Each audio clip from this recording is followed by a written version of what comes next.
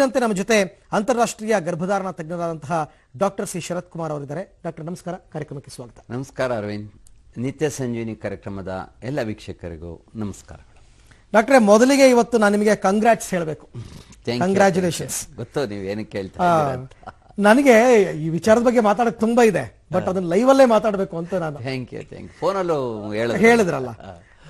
ನೀವು ರೀಸೆಂಟ್ ಆಗಿ ಒಂದು JSS ಮೆಡಿಕಲ್ ಕಾಲೇಜ್ ಮೈಸೂರಿನಲ್ಲಿ ಒಂದು ಕೋರ್ಸ್ ಮಾಡಿದ್ದೀರಾ, ಫೆಲೋಶಿಪ್ ಇನ್ ಸೈಕೋಸೆಕ್ಷುವಲ್ ಮೆಡಿಸಿನ್. ಹೌದು, ಒಂದು ಕೋರ್ಸ್ ಅನ್ನ ಮಾಡಿ ಅದರಲ್ಲಿ ಹೈ ಫಸ್ಟ್ ಕ್ಲಾಸ್ ಪಾಸ್ ಆಗಿದ್ದೀರಾ, 70% ತಗೊಂಡಿದ್ದೀರಾ. ನನಗೆ ಆಶ್ಚರ್ಯ ಆಗಿದ್ದು, ನೀವು ಡಾಕ್ಟರ್ ಆಗಿರ್ಬೇಕಾದ್ರೆ MBBS ಮಾಡ್ಬೇಕಾದ್ರೆ ವಿಪರೀತ ಓದಿರ್ತೀರಾ. ಈ ವಯಸ್ಸಲ್ಲಿ ಇಷ್ಟೊಂದು ಬಿಸಿ ಶೆಡ್ಯೂಲ್ ನಲ್ಲಿ ನೀವು ಒಂದು ಕೋರ್ಸ್ ಮಾಡ್ಕೊಂಡು ಪಾಸ್ ಮಾಡ್ಕೊಂಡು ಅಷ್ಟೊಂದು ಪರ್ಸೆಂಟೇಜ್ ತಗೊಂಡು ಯಾಕೆ ಅಂತ ನನಗೆ ಪ್ರಶ್ನೆ. ಏನಂತ ಅಗತ್ಯ ಇತ್ತ, ಏನ್ ಕತೆ?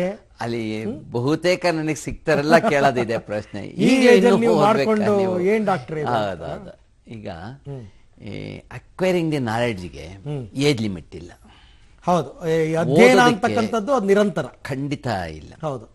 ಈಗ ಏನಾಗೋಗಿದೆ, ಈ field of education especially science, ಅದರಲ್ಲೂ ಸಹ ಮೆಡಿಕಲ್ ಫೀಲ್ಡು ಅಗಾಧವಾಗಿ ಬೆಳೀತಾ ಹೋಗುತ್ತೆ. ಹೌದು, ಹೊಸ ಇವತ್ತಾಗ್ಲೇ ಅದು ಹಳೆದಾಗ ಸಾಧ್ಯತೆ ಇದೆ.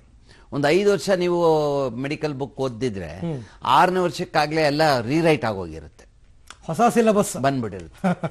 ಮೆಡಿಸಿನ್ಸೇ ಹೊರಟೋಗಿರುತ್ತೆ, ಎಷ್ಟೋ ಬ್ಯಾನ್ ಆಗೋಗಿರ್ತವೆ. ಹೌದು, ಹೋದ ವರ್ಷದಿದ್ದು ಈ ವರ್ಷ ಬ್ಯಾನ್ ಆಗೋಗಿರುತ್ತೆ. ಅದು ಹೊಸ ಮೆಡಿಸಿನ್ಸ್ ಬಂದಿರ್ತವೆ. ಅದರಿಂದ ಅಪ್ಡೇಟಿಂಗ್ ದ ನಾಲೆಡ್ಜ್ ಅದು ಮೋಸ್ಟ್ ಇಂಪಾರ್ಟೆಂಟ್.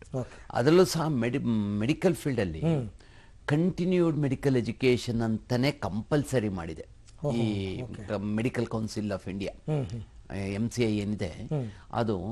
ಎಲ್ಲ ಇವರು ಕನಿಷ್ಠ ಇಷ್ಟು ಗಂಟೆ ಪ್ರತಿ ವರ್ಷ ಓದ್ಲೇಬೇಕು. ದೇ ಹ್ಯಾವ್ ಟು ಅಟೆಂಡ್ ಮಾಡೋದಲ್ಲ, ಅದು ಕುಳಿತುಕೊಂಡು ಸರ್ಟಿಫಿಕೇಟ್ ತಗೊಂಡ್ಬರ್ಬೇಕು. ಇಷ್ಟು ಅವರ್ಸ್ ಕೂತಿದ್ರು ಅಂತ. ನೀವು ಅವಾಗ ಫಾರಿನ್ ಕಂಟ್ರೀಸ್ ಅದೆಲ್ಲ ಕೌಂಟ್ ಆಗುತ್ತೆ, ಇಷ್ಟು ಅವರ್ಸ್ ಅಂತ. ಅದನ್ನ ಕನಿಷ್ಠ ಇಷ್ಟು ಅವರ್ಸ್, ಒಂದು ವರ್ಷಕ್ಕೆ ಒಂದು ಸುಮಾರು 20 ಗಂಟೆ ಓದಿರ್ಬೇಕು ಅನ್ನೋದೆಲ್ಲ ರೂಲ್ಸ್ ಇದೆ. ಜೊತೆಗೆ ಇಂತಹ ಕೋರ್ಸ್ಗಳನ್ನು ಮಾಡಿ ಅಂತ ಎನ್ಕರೇಜ್ ಮಾಡುತ್ತೆ. ಕಂಪಲ್ಸರಿ ಏನಿಲ್ಲ, ಎನ್ಕರೇಜ್ ಮಾಡುತ್ತೆ. ಇದರಲ್ಲಿ ಏನಾಗೋಗಿತ್ತು, ನೀವು ಗೊತ್ತಿರಾಗೆ ನಾನು ಇನ್ಫರ್ಟಿಲಿಟಿ ಸ್ಪೆಷಲಿಸ್ಟ್, ಅದರಲ್ಲೂ male infertility in general, male infertility in specialist. Male ಇನ್ಫರ್ಟಿಲಿಟಿಲಿ PhD ಮಾಡಿದ್ದೆ, ಇನ್ಫರ್ಟಿಲಿಟಿಲಿ MS ಮಾಡಿದ್ದೆ. ಅದು that includes both male and female. Infertility ಓದ್ತಾ ಅದನ್ನ ಪ್ರಾಕ್ಟೀಸ್ ಮಾಡ್ತಾ ಏನಾಯ್ತು ಅಂದ್ರೆ, ಇನ್ಫರ್ಟಿಲಿಟಿಗೆ ಅಂದ್ರೆ ಬಂಜೆತನಕ್ಕೆ ಬರೋರಲ್ಲಿ ಸುಮಾರು 50-60% ಮಹಿಳೆಯರಲ್ಲಿ ಮತ್ತು ಪುರುಷರಲ್ಲಿ ಲೈಂಗಿಕ ತೊಂದರೆನೂ ಇರೋದು ಗೊತ್ತಾಗ್ತದೆ.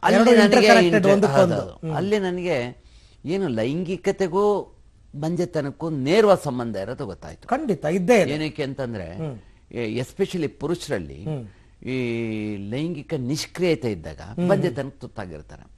ಅದು ಅವನು ಹೇಳ್ಕೊಳ್ಳೋದಿಲ್ಲ, ಮಹಿಳೆನೇ ತೋರಿಸ್ಕೊಂಡು ಆಕೆಗೆ ಅವ್ರದೇ ತಪ್ಪು ಸಂಭೋಗನೇ ಆಗ್ತಾ ಇರಲ್ಲ. ಫಸ್ಟ್ ನೈಟ್ ಫೇಲ್ಯೂರ್ ಆಗಿರ್ತದೆ, ಮೊದಲ ರಾತ್ರಿನೇ ಕಂಪ್ಲೀಟ್ ಫೇಲ್ಯೂರ್ ಆಗಿರುತ್ತೆ.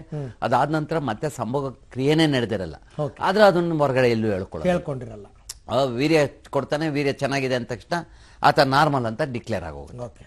ವೀರ್ಯ ಪರೀಕ್ಷೆನೇ ಅಲ್ಟಿಮೇಟ್ ನಂಗೆ ಆಗೋಗಿರುತ್ತೆ. ಇದು ತಪ್ಪು ತಿಳುವಳಿಕೆ.